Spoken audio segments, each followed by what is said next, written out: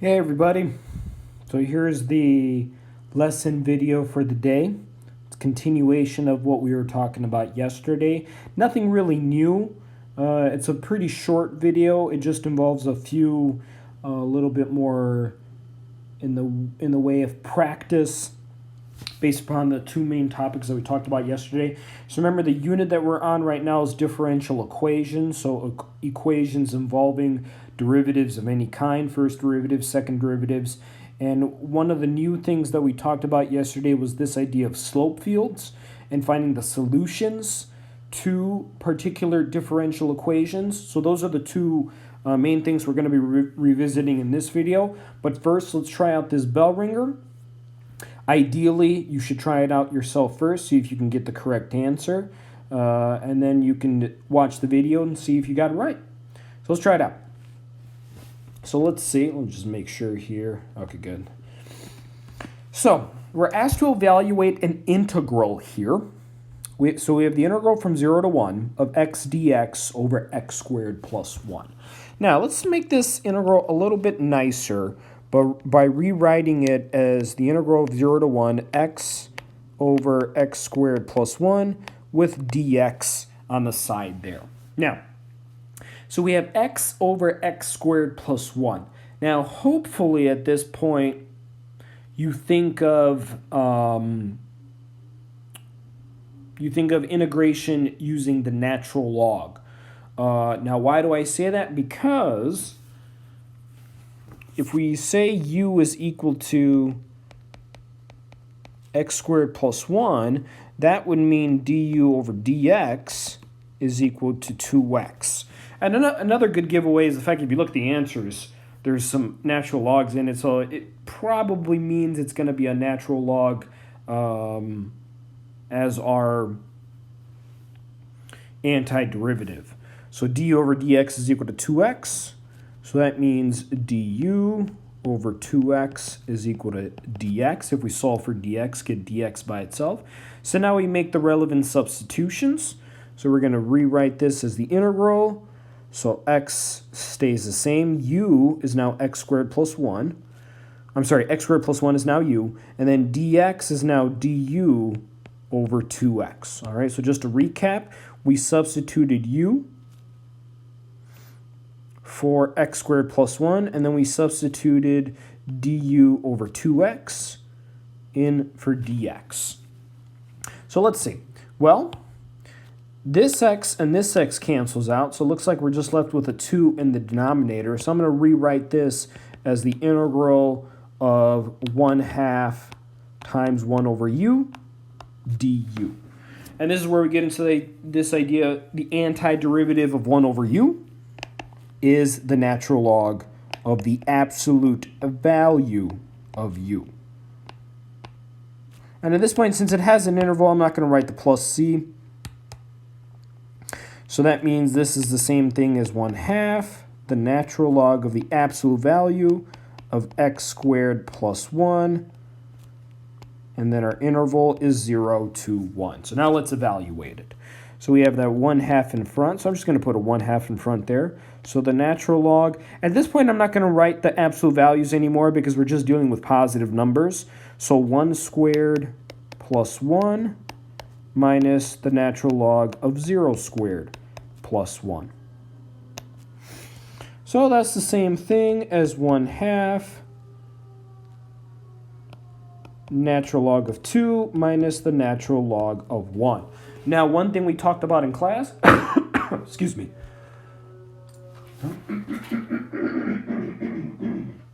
Excuse me. Sorry about that. One thing we talked about in class was that the natural log of 1 is just 0. So that means all we're left with is 1/2 natural log of 2.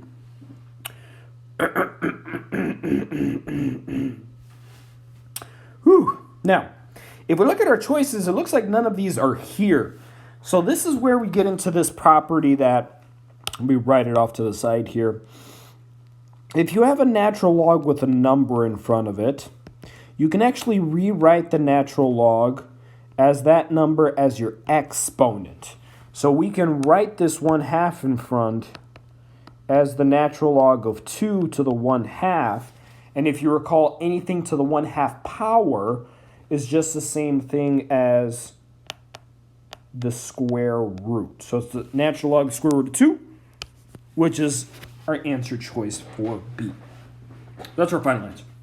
So yeah, just a property to remember for natural log, that if you have a number in front, you can turn it into an exponent like so.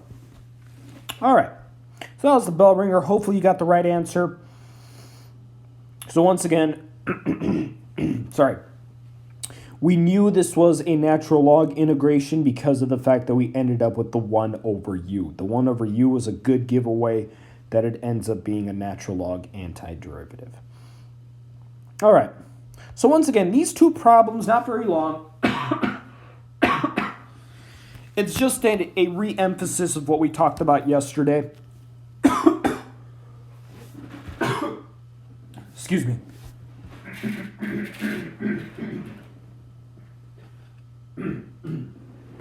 All right. So we have our first problem here where we're asked to identify which one of these differential equations would give us this slope field. So just to recap from yesterday, people, remember a slope field is just a grid with a bunch of little lines on it that represent the slopes at each of those points. And remember, since each of these equations are equal to dy dx, that means each of these equations are just equations for the slope at each point. So we're going to just test to see which one would make sense by trying to focus on some of the key features of these of this relevant slope field. So for example, right off the bat, excuse me, I'm going to look at this point right here, So that point right there looks to be 1, 2. That point looks to be 1, 2. And it looks like the slope over there is equal to 1. So the slope over there is equal to 1. Well, let's test it out, see which one of these could give us a slope equal to 1. Well, the first one at 1, 2 would give us 1 plus 2. That is a slope of 3, so it can't be that one. So A is out. B would give us 1 minus 2, which is negative 1, but we want a positive slope, so that's out. C would give us negative 1 plus 2, that's 1. Okay, so that's still in. And then D would give us 1 squared minus 2, so 1 minus 2, which is negative 1. So it looks like our answer is C. Now, just to be sure, let's try out one more point. Let's focus on this point right here. So that point right there looks to be 1, 1. 1, 1. And since it's a flat horizontal line, that means the slope would be 0 there. So let's see which one of these would have a slope of 0. So A would not, because it would be 1 plus 1. Right? 1 plus 1 would give us 2, so that's still out. B would give us it. Let's see, does C still work? C does still work. And D would also work as well. But once again, C is the only one that worked for both of those points. So it looks like the answer is C for this problem. Looks like the answer is indeed C. For this problem. So there isn't really much else to it besides just testing out points, making sure they match the appropriate slopes. I mean, even if you were to choose a random point, let's see, if we were to just choose a random point, just to make sure we have the right answer, like 6, negative 6, right? 6, negative 6 looks to be pretty steep.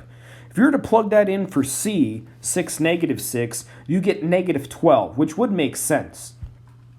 It would indeed be a very steep slope. So it looks like C does work for each of these points. All right, finally, example 4. Example 4 goes back to this idea of finding a solution for a differential equation given a point.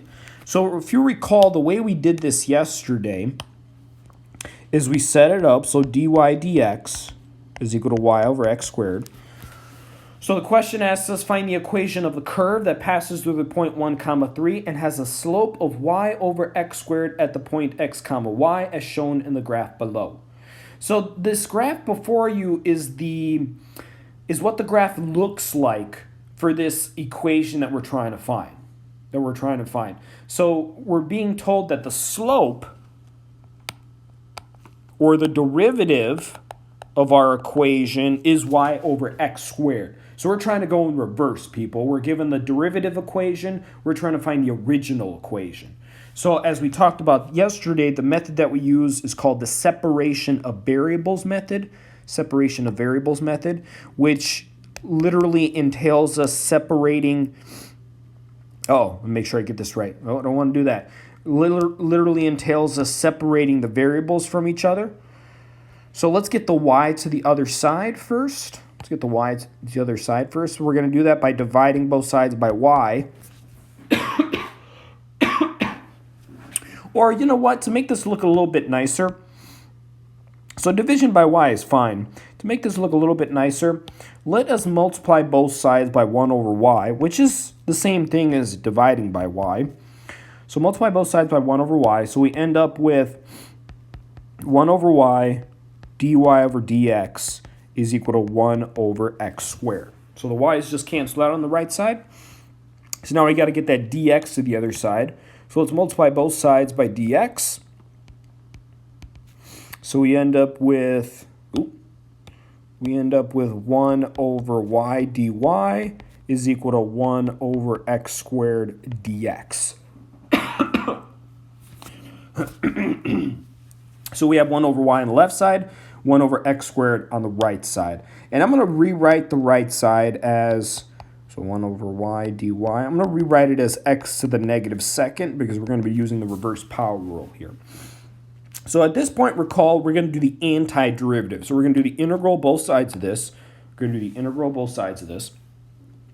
And we just talked about in the bell ringer, the antiderivative of 1 over y, or 1 over x, or 1 over u, doesn't matter, is just the natural log of the absolute value of y. And then the antiderivative of x to the negative second, this is where we have to use the reverse power rule, gives us negative x to the negative first. Because we would have added 1 to the exponent, gives us negative 1, and then we divide by negative 1 since that is our exponent. So that means we just end up with a negative in front of our equation. Now, excuse me. Now we're told that we have a point 1 comma 3. We're going to use that point. To solve for C. So let's do that. Let's use that point to solve for C. So we have 1 comma 3. So solving for C. So natural log of what? Natural log of 3. Got to be careful there. The y value is 3, not the x value. The y value is 3. Is equal to negative 1 plus C. Because 1 to the negative first is just 1. All right. So it looks like C is equal to the natural log, 1 plus the natural log of 3, because we would just add 1 to both sides to get C by itself. So that's the C value. Natural log of 1 plus 3. 1 plus the natural log of 3. So it looks our equation is now natural log, absolute value. I'm going to write it as negative 1 over x plus 1 plus the natural log of 3. And if this were a problem in which we would have to solve for y, remember yesterday I mentioned this idea of there are cases, especially on the free response part, where you could be asked to get y by itself. In a case like that, you would have to take e to the power of both sides. That's how you can get rid of a natural log. You would have to do e to the power of both sides. So that cancels out. So you're just left with the absolute value of y. And then we have e to the power of negative 1 over x plus 1 plus natural log of 3. And we could make this look a little bit nicer. We could have actually solved for y first and then solved for c. That's also perfectly fine. Doesn't really matter. This is perfectly acceptable as well. But just in case we would have had to solve for excuse me, just in case we would have had to solve for y both sides, this is how we would have done it. So that would be our answer. That would be our answer. So the absolute value of y is equal to e to the power of negative 1 over x plus 1 plus the natural log of 3. So separation of variables. And that was today's lesson. Once again, not very long. Just a recap of what we did yesterday, which was looking at slope fields and how to find the equation of given a differential equation. I'm sorry, the solution to a differential equation given one. Please let me know as usual if you have any comments, questions. Hopefully this time around this video is just going to be a one-time recording. Yesterday, once again, I had to record it 3 different times before I was able to get it right. And hopefully the audio works as well. Let me know if you have any questions, any comments. I hope you've also watched the video regarding the College Board update regarding the AP exams already. Otherwise, I'll keep you updated going forward if I hear anything new. I hope you guys are staying safe. I hope nobody's getting sick. And otherwise, I will see you guys later. See you later.